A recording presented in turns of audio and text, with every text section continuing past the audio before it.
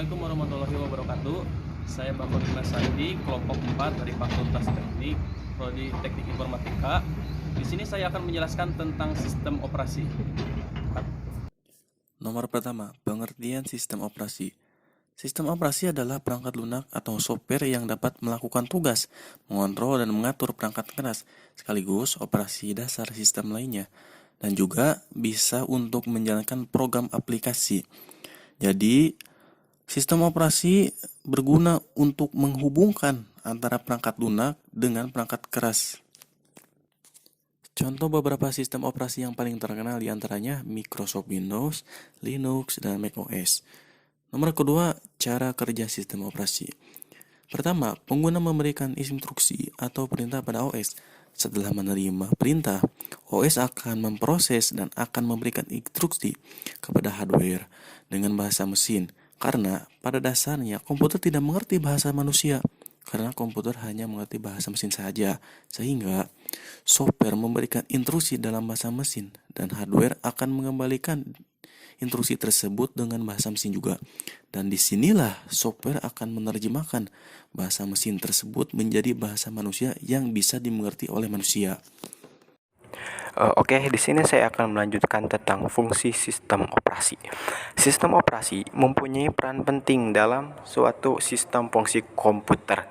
Berikut beberapa fungsi sistem operasi. Yang pertama, manajemen sumber daya komputer. Sistem operasi dapat mengatur waktu sebuah aplikasi yang dijalankan, membagi penggunaan CPU saat aplikasi berjalan, bersamaan memberikan akses pada disk, dan lain sebagainya.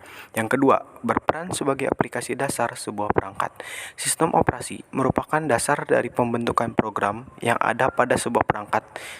Bisa dikatakan ini merupakan bagian vital yang mengatur semua hal yang dibutuhkan untuk menjalankan fungsi sebuah perangkat.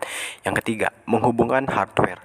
Sistem operasi berperan dalam mengkoordinasikan semua perangkat yang saling terhubung pada gadget dalam waktu bersamaan, seperti penyimpanan internal, mouse, speaker, dan CPU. Dalam hal sistem operasi, berperan sebagai jembatan yang menghubungkan perangkat keras dengan perangkat lunak. Kemudian pada gilirannya akan menjalankan operasi dasar komputer. Yang keempat, mengoptimalkan fungsi sebuah perangkat. Sistem operasi mampu mengoptimalkan kinerja dari sebuah perangkat keras maupun lunak. Sistem tersebut mengatur serta mengendalikan hubungan antara perangkat keras dan lunak agar bisa saling bekerja sama dengan baik. Yang kelima, mengatur sistem kerja perangkat. Sistem operasi mengatur serta mengontrol semua fungsi perangkat keras yang digunakan, mulai dari CPU, hard disk, memori, dan lain sebagainya. Tentunya, dengan adanya sistem operasi, seluruh perangkat bisa saling bersinergi dan membentuk kesatuan untuk memaksimalkan fungsi sebuah perangkat. Assalamualaikum warahmatullahi wabarakatuh. Nama saya Andra Nugraha dari kelompok 4 kelas C, Fakultas Teknik Prodi Informatika, akan menjelaskan tentang memori dan cara kerjanya. Memori dan cara kerjanya. Dalam komputasi, memori adalah perangkat atau sistem yang digunakan untuk menyimpan informasi untuk penggunaan langsung dalam komputer atau perangkat keras komputer dan perangkat elektronik digital yang terkait.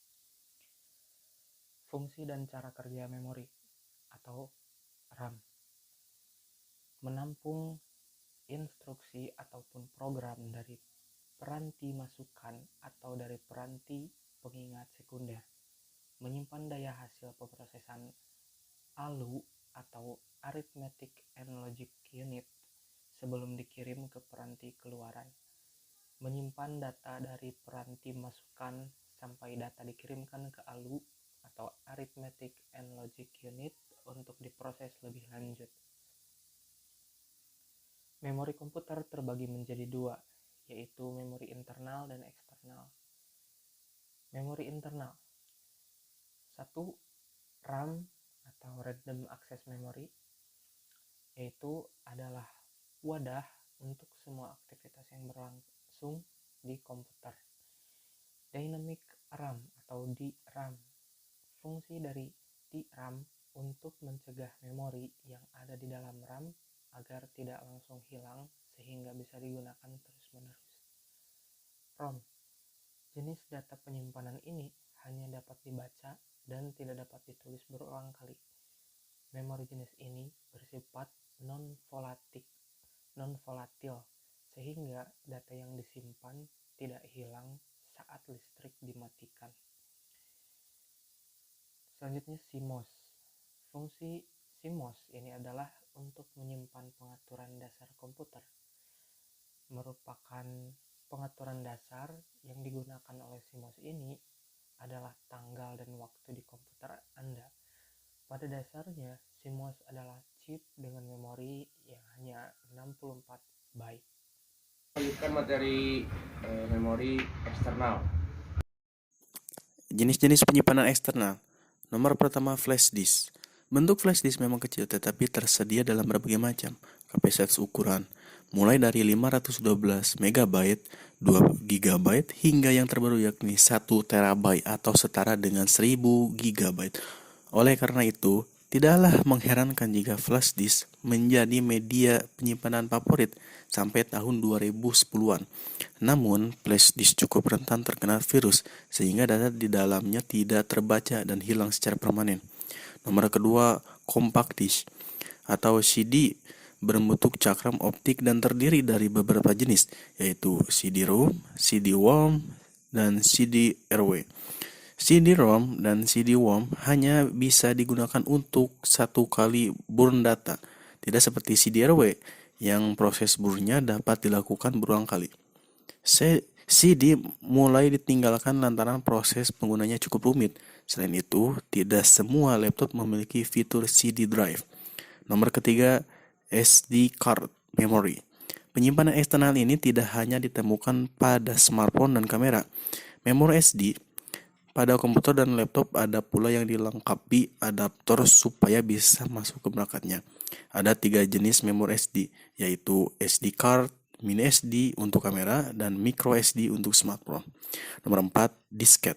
Disket berbentuk persegi, lebih tipis dan fleksibel, serta disimpan dalam kotak akrilik. Jenis memori eksternal ini paling banyak digunakan pada masa lalu, tetapi mulai ditinggalkan. Mengapa? Kapasitas menyimpan disket sangat kecil, yakni 1,44 MB. Disket pun sudah tidak efektif lagi digunakan pada saat ini, mengingat komputer zaman sekarang tidak menyediakan drive-nya.